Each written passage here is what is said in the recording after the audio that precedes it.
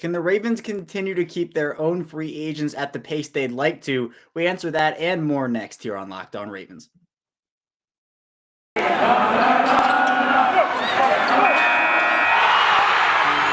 You are Locked On Ravens, your daily Baltimore Ravens podcast, part of the Locked On Podcast Network, your team every day.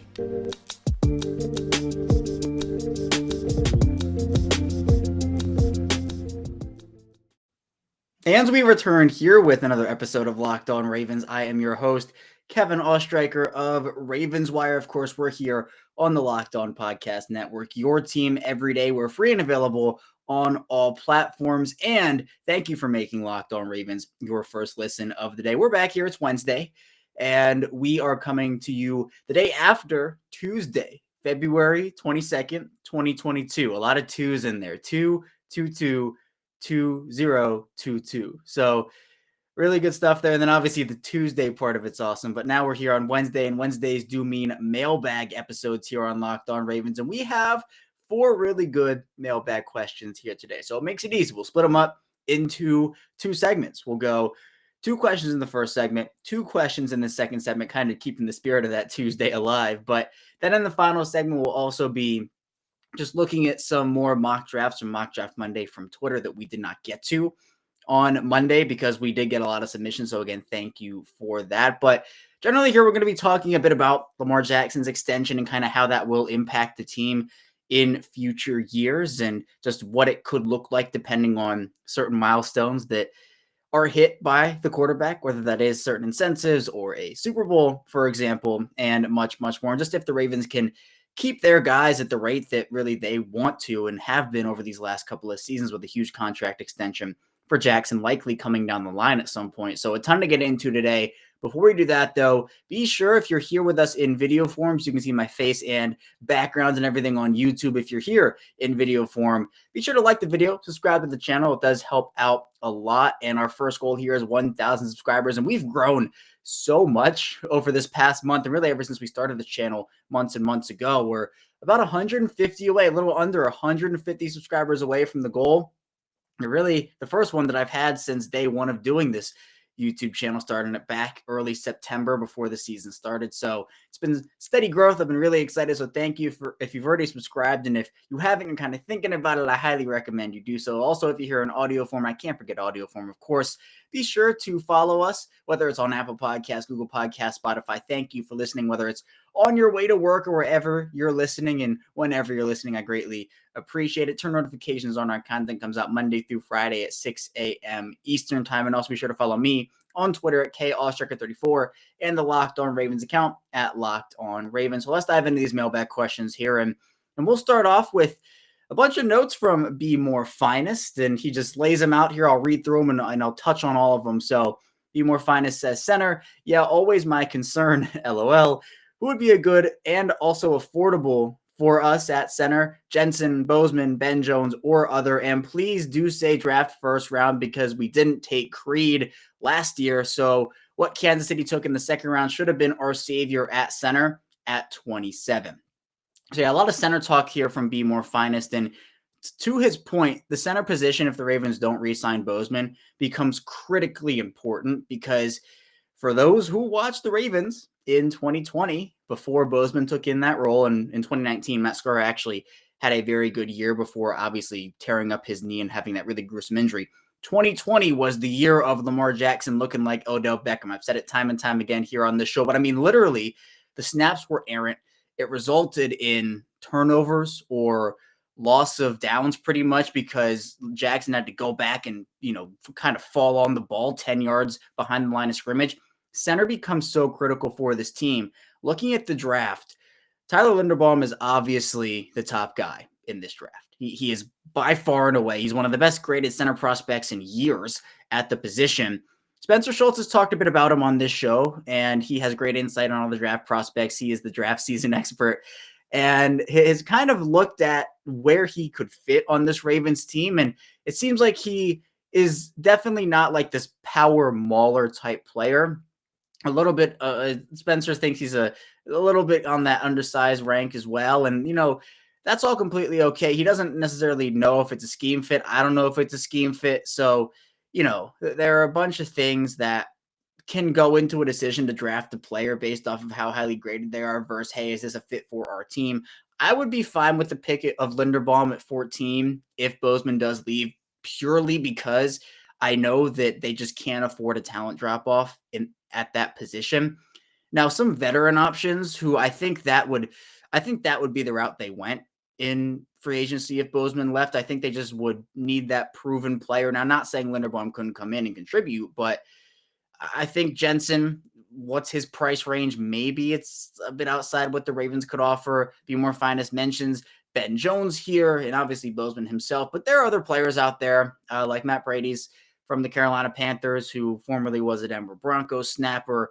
There are a few other like veteran options who are in the 27 to 29, 30 range who the Ravens could bring in on like a 1 year deal, 2 year deal, depending, and saying, hey, look, this is more of a stopgap option because outside of Jensen, there and obviously Bozeman and that kind of tier, there aren't a ton of guys who are going to look at this player and be like, oh, yeah, this is the guy for the next 10 years. There's not that like stud player. And the Ravens probably wouldn't have enough cap to pay that player anyway.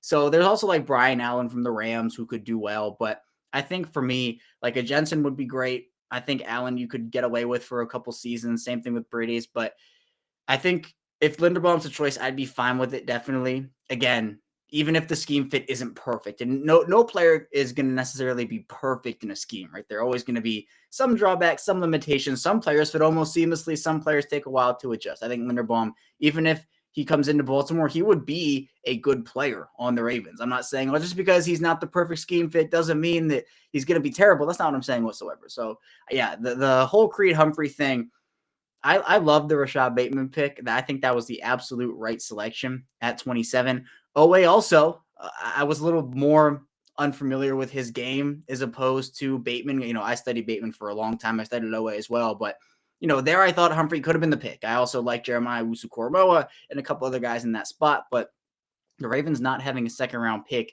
really, really hurt them in that situation because they really couldn't offer a ton of valuable capital to move up and take a player like Humphrey, which I thought just would have been a home run there. So yeah, Humphrey could have been a great pick at 31 and obviously could have done a lot, but they felt confident in Bozeman. And now with him having a great season, there are question marks, a lot of them, about whether he can actually stay on this team and actually make it because of the actual play that he had. He outplayed, kind of a lot of expectations for his first full season at center at the NFL level. And I played in college, obviously, but you kind of look at that and you say, that's really impressive. He's also shown quality play at guard. That player is going to make a lot of money. And for Bozeman, he deserves every penny of it for sure. But next here, we're going to get into a question from Alex Benti, who asks, are the Ravens going to let Lamar Jackson, Joe Flacco them into his new contract? Although if that ends with a Super Bowl win next season, can we really complain? And so, no, we cannot complain if that is the case. I've said before that, look, if Jackson turns down money and ends up winning a Super Bowl betting on himself and it costs the Ravens 30, 40, $50 million more than it would have cost right now, sign me up. If it means a Super Bowl, sign me up 10 times out of 10, 100 times out of 100, whatever you want. The Ravens paying Joe Flacco after a Super Bowl, that's something they absolutely had to do. I have no qualms with that, right? He earned that money, absolutely. My problem with that situation was the extension where they gave him that extra 3 years, and that was the issue. I didn't think that was the right move, especially because we saw his play already declining at that point. The Super Bowl contract, totally okay, right? It's not like the Ravens had a ton of wiggle room after they signed Flacco to that deal, but they had to, right? He's a Super Bowl winning quarterback. He had this amazing, one of the best playoff runs in NFL history. But you have to sign the guy to that deal. There's no question mark about it there.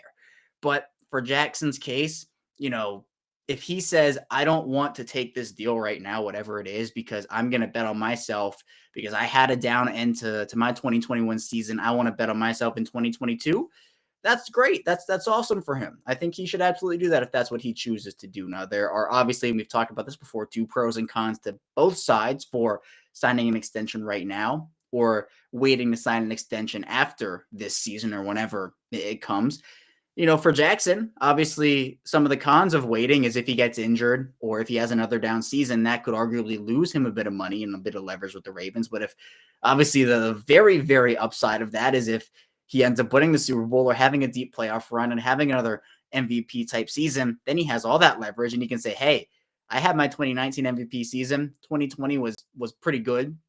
2021, I started off strong, had that down year. 2022, I ascended, and here we are today. So that's where they're looking there. So if Lamar Jackson does Joe Flacco his way to a contract, if that involves a Super Bowl win, I'm not complaining. That's something I'm absolutely on board with because, look, we know a contract for Lamar Jackson is going to hinder the Ravens financially for a while, and it's worth it.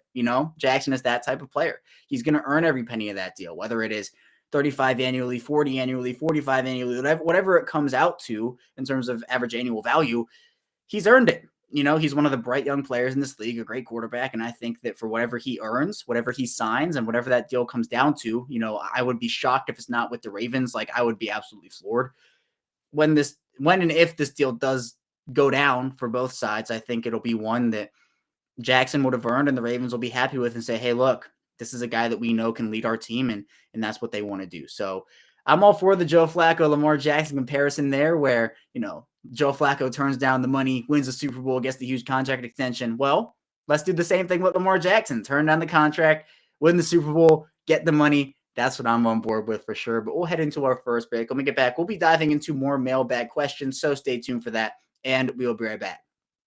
Football might be over this season, but basketball is in full swing for both pro and college hoops.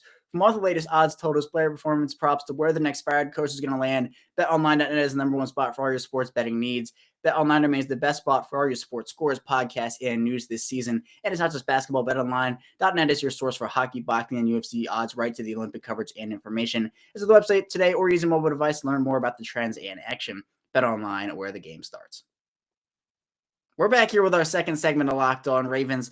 Kevin Oestreicher, your host, still here with you. And we're now going to dive into our final two mailbag questions. And we'll start off here with Eric Clark, who asks, Spencer Schultz and Vasilis from the Baltimore Beatdown podcast had a good topic. With LJ's contract, can the Ravens keep prioritizing their guys? Chris Board is an example. He is $800K more than a rookie, and over the cap values him at $4 million. But if Board equals two rookies, will Eric DeCosta have to take quantity over quality? And so this is an exceptional question and a great point. Obviously, the guys at Baltimore Beatdown do a great job. We have Spencer Schultz on every Tuesday, so come on. But, it's a great point because we have seen the Ravens operate under the we like our guys, kind of like what Buck Showalter said, right? We like our guys. But the Ravens do it. And it's not like they're going to overpay for one of their guys or sign this guy to a bad contract for them. They always make it so they have enough wiggle room and they're able to do their thing. And they've had a lot of examples, especially recently, of really good deals to really quality players. They try to get them early in the process, right? Like before they hit free agency, Patrick Ricard, they tried with Bradley Bozeman, Tavon Young. They do it with a lot of different players. Like Chuck Clark is another example of that. So they get them before they hit free agency or they hit their spike, let's say, right? They have that breakout season in their contract year, and then all of a sudden they're on pace for $10 million a year or $14 million a year. And they get these guys on like 3-4 year deals for $16 million, $20 million total. Like it's really good. But now that you have this Lamar Jackson extension almost staring you in the face, you have to value things a bit differently because the Joe Flacco extension, like that was a huge extension. This Lamar Jackson extension is going to be on a completely different level. It will be. It'll be the largest contract in franchise history. And that's just what it's going to come down to. Again, if and when this contract gets signed, it is going to change some of the way the Ravens have to approach free agency, re-signings, whether they cut certain guys for cap savings, their drafts.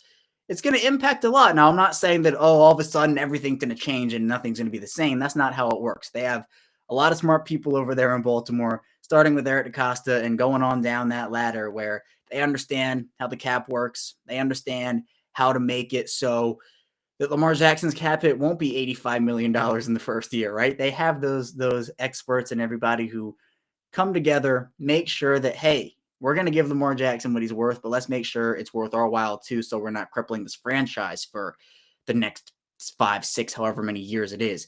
So Eric Clark here makes the example of Chris Board, and that's a player who I think you have to start valuing the rookies a bit more in those situations. Now, I'm not saying that the Ravens aren't going to re-sign players like Board or players like, recent examples of this for guys who were pending free agents or it did hit the market, like Tyus Bowser is a really good example of this, who signed a steal of a deal, 4 years, around $20 million total, a little more than that, but that's a deal where you're averaging right around $5-6 million per season average annual value.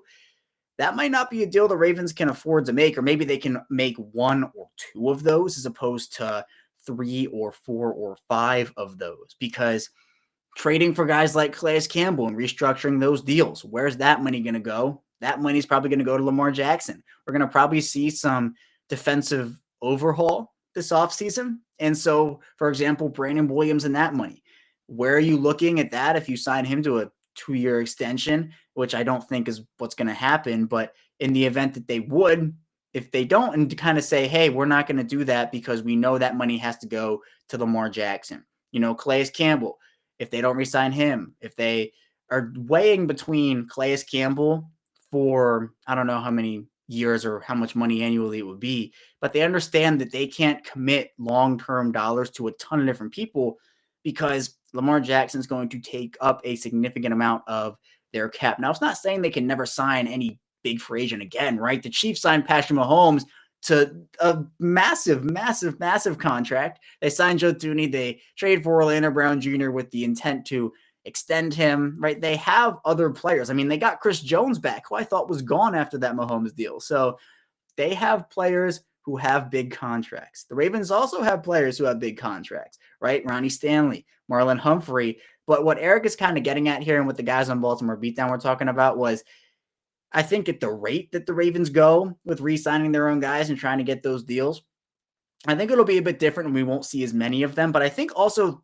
there's almost a way they can lean on that, because generally with these bigger free agents, when you're looking at a player like a Tyus Bowser, let's go back to him, who has been in the Ravens organization in Bowser versus another player who hasn't been in the Ravens organization. I'm not saying there was any hometown discount or anything. And really, how often does that happen? We don't really know, but I think it's probably a lot less than people anticipate.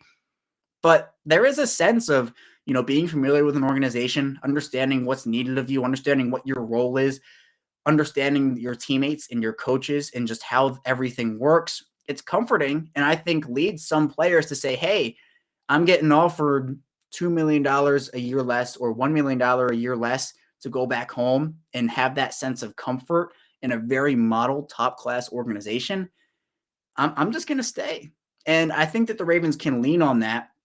As an example, I don't know, like Tyus Bowser versus Hassan Reddick. I know they're 2 different players, 2 production levels, 2 roles. I get it. But, for Hassan Reddick, who the Ravens, I think, should be interested in, how often are they going to be able to go after guys like Hassan Reddick or Tyrann Mathieu's been a big topic of conversation. His average annual value is going to be, I think, a bit higher. Well, maybe not. Positional values can be different. But when looking at those bigger free agents or even medium free agents, you can say, how many of those are we going to be able to sign? Are we going to be able to bring in the Justin Houstons or the Sammy Watkins or the Derek Wolfs dating back? Those are players who you're going to have to look at and say, the Ravens are getting these guys on like 1 year, $2 million deals, 1 year, $3.5 million deals, $6 million, whatever.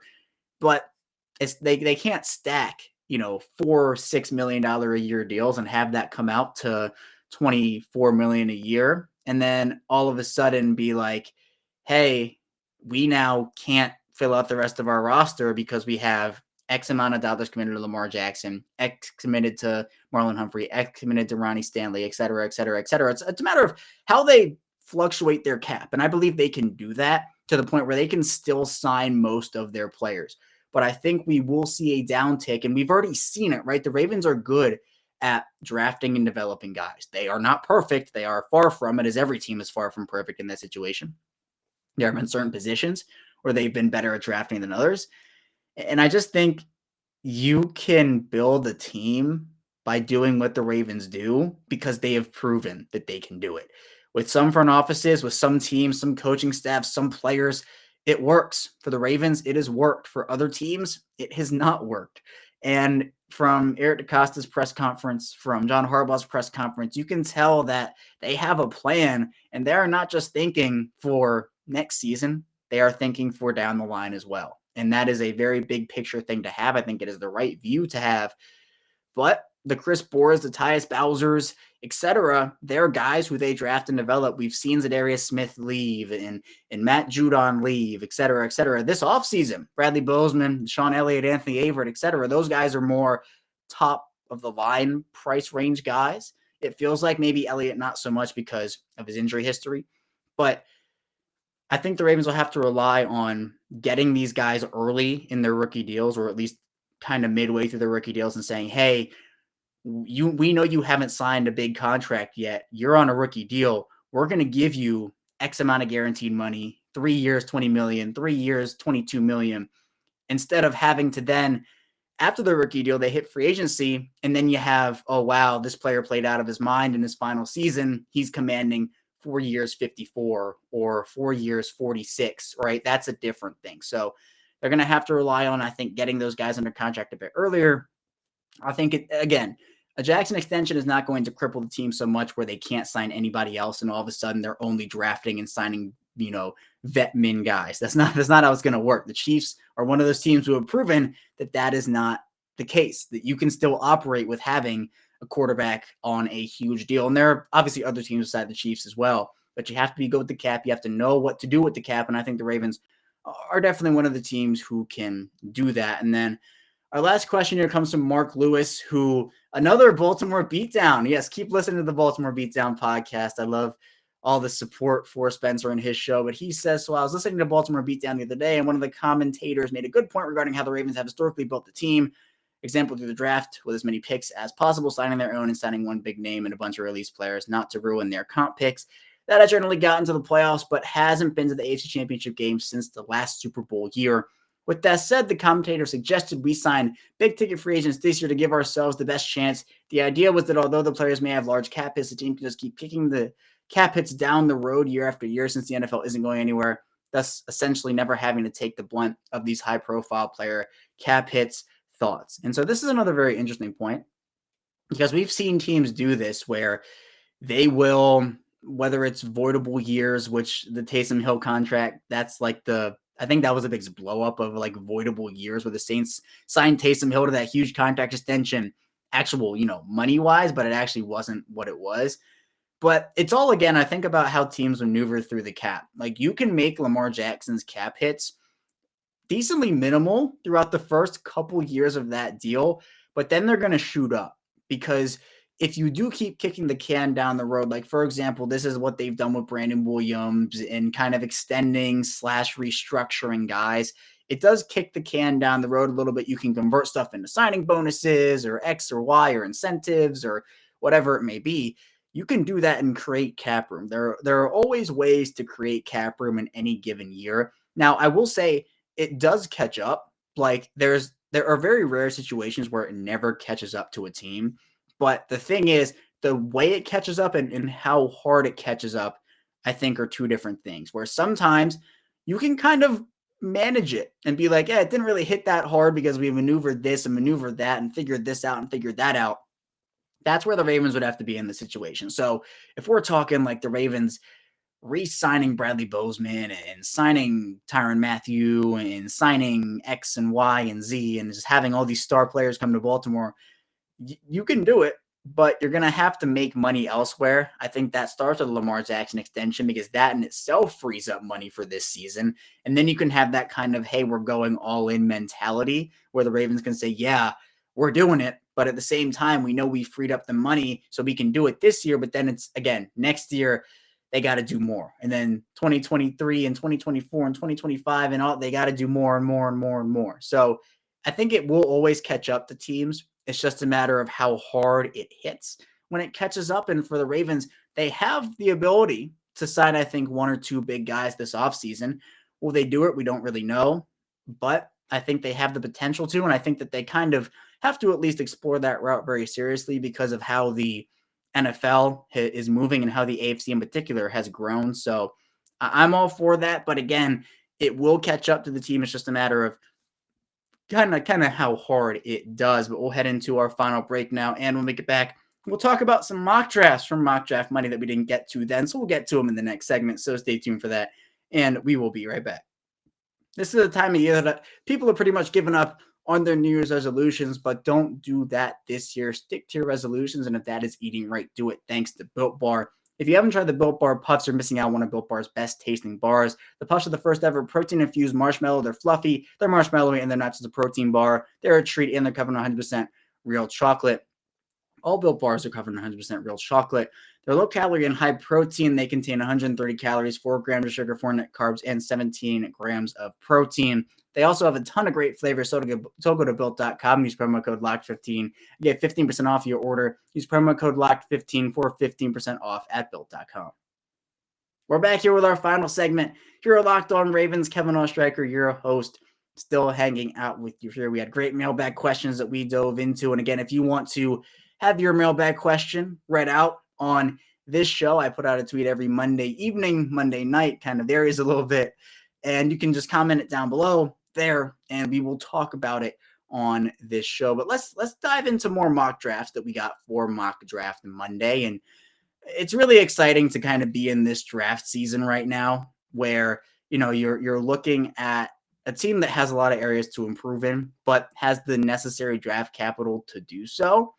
And so with 10 draft picks, especially 9 in the first 4 rounds, 9 in the first 4 rounds, you're looking, I think we kind of talked about in the second segment, where the Ravens can build a bit through rookies, have as many swings as they can. And that's a strategy that I think they really, really like to do. So let's first get into a couple of mock drafts. We'll just kind of read through them here. We'll start off with Jelly Drama, who has the Ravens taking Charles Cross at number 14. Then we have Devontae Wyatt at number 46. Travis Jones, defensive lineman, at 78. Kellen Diesch, 102, a tackle. Darian Beavers, linebacker, at 107. Marcus Jones, a corner, at 116. James Cook, running back, at 125. Luke Fortner, Kentucky center, at 140. Then we have Tariq Woolen, UTSA, a corner, at 141. And finally, Matt Ariza, San Diego State, the punter. So kind of last punter here we have for Baltimore. And obviously, start there. Sam Cook getting up there in age. I think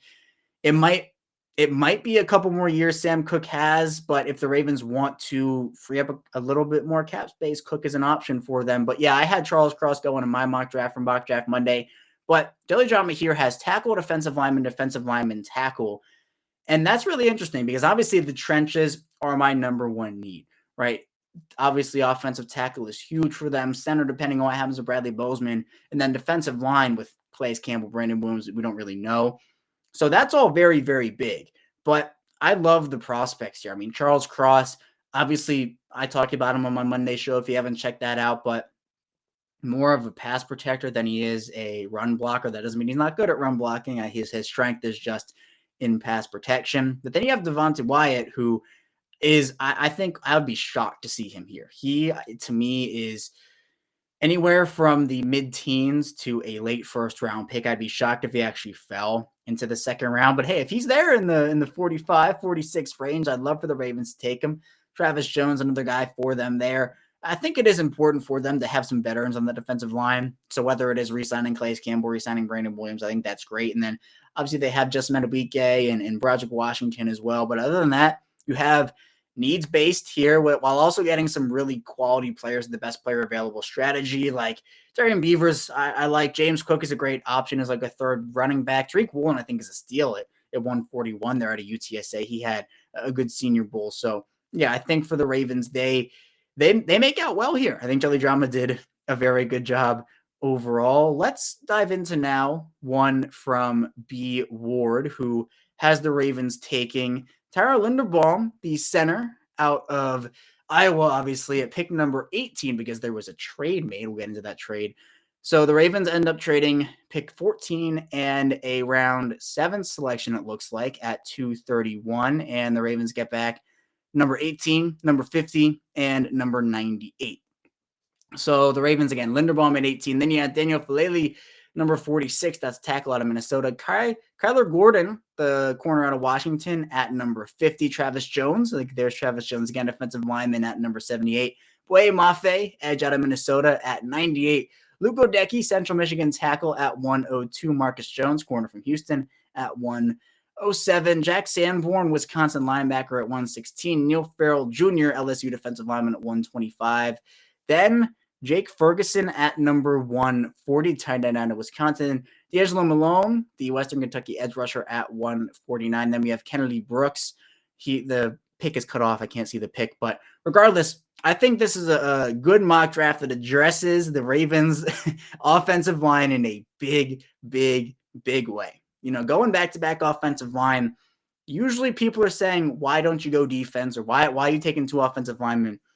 I mean, look, if Bradley Bozeman leaves, the Ravens have issues at center. They don't have enough there.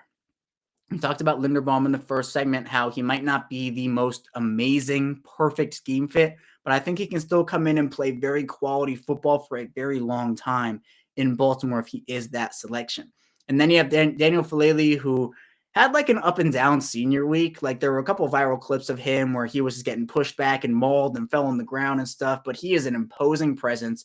He is very light feet, it feels like. And, some of that stuff, you can kind of debate this, that, and the other. But I think, going center tackle, especially if it's Linderbaum and Falele, is a great 1-2 combo. Then you have Kyler Gordon, who I think would make a great pick at number 50. Corner is more of a sneaky need that people understand is a need. So I'm excited for people to kind of stay on that train of, hey, corner is a need, because I think it is. Then you have Travis Jones, who we talked about, Boye Mafe, who I talked about on my Monday show, Luke Goedeke, who was another tackle option for them, and then really just, again, needs-based, and also getting some really nice steals in there, because I don't know. I think Boye Mafe, that range, it might be a little late for him when the draft actually comes, so I'd be ecstatic with him at 98, et cetera, et cetera. So that, I think, is a really good way for the Ravens to draft here, and yeah, so that's great. But next, let's talk about a mock draft from Dean Carter, who has the Ravens taking Tyler Linderbaum again here at pick number 14. Then you have Jalen Petrie at number 46, the corner, well, I'll call him a defensive back from Baylor. Then you have Travis Jones, 3 straight Travis Jones drafts here. 78, defensive lineman out of Connecticut. Then you have Kirby Joseph, Illinois safety at 102. Damian Pierce, running back out of Florida at 107. Neil Farrell Jr., defensive lineman at LSU at 116. Micah McFadden, linebacker from Indiana at 125. Derek Dees Jr., tight end from San Jose State at 140. Then you have Matt Isaiah, the San Diego State punter, at 141. Noah Ellis, Idaho defensive lineman, at 193. And Jack Cohn, quarterback from Notre Dame, at 231. Okay, so our first quarterback here of our mock drafts in the 7th round, very late there. And so that's I think an okay pick. Like, the Ravens need a 3rd quarterback for their practice squad. If the Ravens feel like they're not going to get a guy in undrafted free agency and they know they want to get him on their practice squad or do something crazy, it's not my favorite way to get guys on the roster, but I do understand it there. But Linderbaum, again, Petrie, someone I got very late in my mock draft. Obviously, different mock draft simulators have different values on players, so I got him in like the 4th round, which is an absolute steal.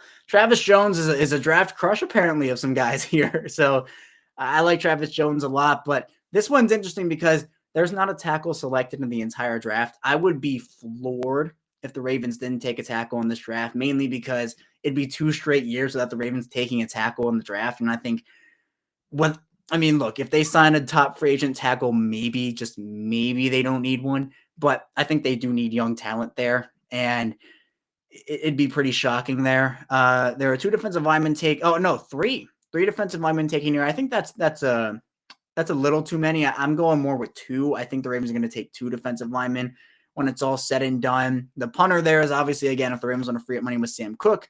Safety, I think, is right around that 2nd, 3rd round. I think will be great, unless it's Kyle Hamilton. Then, yeah, I think got to trade up for him if he falls a little bit.